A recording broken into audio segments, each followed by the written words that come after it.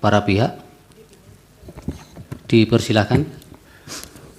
Terima kasih. Yang mulia para hakim, berikut ini saya mau memaparkan bahwa dalam kaitan dengan pemilihan umum Februari lalu yang singkat pemilu, ada unsur-unsur yang kalau betul-betul terjadi merupakan pelanggaran etika yang serius, serta apa implikasi pelanggaran-pelanggaran itu. Sebelumnya izinkan saya mengajukan 7 catatan tentang etika. Pertama, etika. Dengan etika dimaksud ajaran dan keyakinan tentang baik dan tidak baik sebagai kualitas manusia sebagai manusia. Etika membedakan manusia dari binatang. Binatang hanya mengikuti naluri-naluri alamiah, tetapi manusia sadar bahwa nalurinya hanya boleh diikuti apabila baik dan bukan tidak baik. Apakah seseorang itu baik atau buruk diukur dari apakah ia hidup secara etis atau tidak. 2. Hukum. Tuntutan-tuntutan paling dasar etika sejak ribuan tahun dituangkan manusia ke dalam ketentuan-ketentuan hukum. Misalnya larangan untuk menyiksa orang lain. Jadi tidak memperhatikan hukum yang berlaku dengan sendirinya merupakan pelanggaran etika. Saya tidak masuk masalah konsensus objekto. 3. Etika dan hukum. Agar manusia dinilai baik secara etis, tak cukup ia tidak melanggar hukum. Etika menuntut lebih, yaitu agar manusia selalu juga apabila tidak ada ketentuan hukum, harus berbaik hati, jujur, caring, bersedia memaafkan, adil, bertanggung jawab, dan seterusnya. 4. Etika dan penguasa. Apalagi itu berlaku bagi seorang penguasa, misalnya seorang presiden. Tak cukup asal ia tidak melanggar hukum. Dari seorang presiden dituntut lebih. Presiden begitu berkuasa, ia bisa memberi perintah menentukan keselamatan dan kegagalan hidup dan mati seseorang.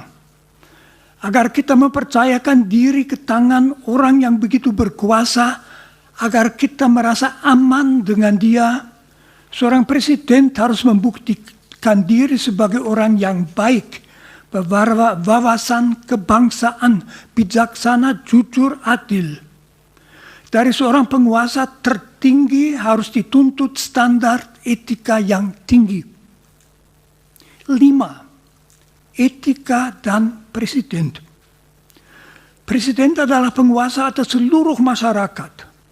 Oleh karena itu ada hal yang khusus yang dituntut daripadanya dari sudut etika. Pertama, ia harus menunjukkan kesadaran bahwa yang menjadi tanggung jawabnya adalah keselamatan seluruh bangsa. Segala kesan bahwa ia misalnya memakai kekuasaannya demi keuntungannya sendiri atau demi keuntungan keluarganya adalah fatal. Maka seorang presiden harus menjadi milik semua, bukan hanya misalnya milik mereka yang memilihnya.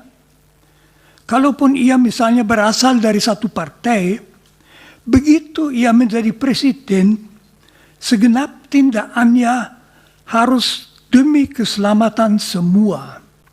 Memakai kekuasaan untuk menguntungkan pihak-pihak tertentu membuat presiden menjadi mirip dengan pimpinan organisasi mafia. Di sini dapat diingatkan bahwa wawasan etis Presiden Indonesia dirumuskan dengan bagus dalam pembukaan Undang-Undang Dasar 1945. 6. Etika dan pemilu. Yang sekurang-kurangnya dituntut dari suatu pemilu secara etis, tentu juga secara hukum, adalah agar seluruh prosesnya, persiapannya, pelaksanaannya, serta pemastian hasilnya menjamin bahwa setiap warga dapat memilih apa yang mau dipilihnya, serta bahwa hasil pemilu memang persis apa yang dipilih oleh para pemilihnya sendiri.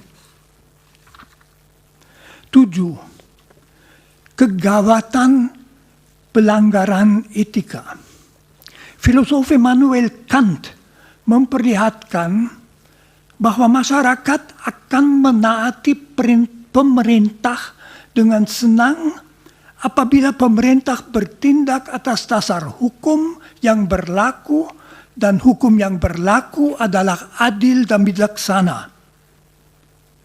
Apabila penguasa bertindak tidak atas dasar hukum dan tidak demi kepentingan seluruh masyarakat, melainkan memakai kuasanya untuk menguntungkan kelompok, kawan, keluarganya sendiri, motivasi masyarakat untuk menaati hukum akan hilang.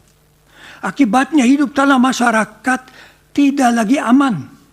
Negara hukum akan merosot menjadi negara kekuasaan dan mirip dengan wilayah kekuasaan sebuah mafia. Sekarang saya ke bagian pelanggaran etika dalam kaitan dengan pemilu 2024. Pertama, pendaftaran Gibran Raka Buming Raka sebagai calon wakil presiden oleh Komisi Pemilihan Umum. Pendaftaran saudara Gibran sebagai cawapres oleh Dewan Kehormatan Penyelenggaraan Pemilu dinilai pelanggaran etika berat. Karena pendaftaran itu dilakukan meskipun Majelis Kehormatan Mahkamah Konstitusi menetapkan keputusan Mahkamah Konstitusi yang memungkinkannya sebagai pelanggaran etika yang berat. Sudah jelas, mendasarkan diri pada suatu keputusan yang diambil dengan pelanggaran etika yang berat merupakan pelanggaran etika berat sendiri. Penetapan seseorang sebagai calon wakil presiden yang dimungkinkan secara hukum hanya dengan suatu pelanggaran etika berat juga merupakan pelanggaran etika berat. 2. Keberpihakan presiden dan misuse of power. Presiden boleh saja memberitahu bahwa ia mengharapkan salah satu calon menang. Tetapi begitu ia memakai kedudukannya, kekuasaannya untuk memberi petunjuk pada ASN, polisi militer, dan lain-lain untuk mendukung salah satu paslon, serta memakai kas negara untuk membiayai perjalanan-perjalanan dalam rangka memberi dukungan kepada paslon itu, ia secara berat melanggar tuntutan etika bahwa ia tanpa membeda-bedakan adalah presiden semua warga negara termasuk semua politisi. 3. Nepotisme. Kalau seorang presiden memakai kekuasaan yang diberikan kepadanya oleh bangsanya untuk menguntungkan keluarganya sendiri, itu amat memalukan. Karena membuktikan bahwa ia tidak mempunyai wawasan seorang presiden, hidupku 100% demi rakyatku, melainkan hanya memikirkan diri sendiri dan keluarganya. 4. Pembagian bantuan sosial. Bansos bukan milik presiden, melainkan milik bangsa Indonesia yang pembagiannya menjadi tanggung jawab kementerian yang bersangkutan dan ada aturan pembagiannya. Kalau presiden berdasarkan kekuasaannya begitu saja mengambil bansos untuk dibagi-bagi dalam rangka kampanye paslon yang mau dimenangkannya, maka itu mirip dengan seorang karyawan yang diam-diam mengambil uang tunai dari kas toko. Jadi itu pencurian, ya pelanggaran etika. Itu juga tanda bahwa ia sudah kehilangan wawasan etika dasarnya tentang jabatan sebagai presiden, yaitu bahwa kekuasaan yang ia miliki bukan untuk melayani diri sendiri, melainkan melayani seluruh masyarakat. 5 dan terakhir, manipulasi-manipulasi dalam proses pemilu yang jelas. Kalau proses pemilu dimanipulasi itu merupakan pelanggaran etika berat karena merupakan pembongkaran hakikat demokrasi. Misalnya kalau waktu untuk memilih diubah atau perhitungan suara dilakukan dengan cara yang tidak semestinya. Praktek semacam itu memungkinkan kecurangan terjadi yang sama dengan sabotase pemilihan rakyat, jadi suatu pelanggaran etika yang berat. Terima kasih. Terima kasih, Romo. Dari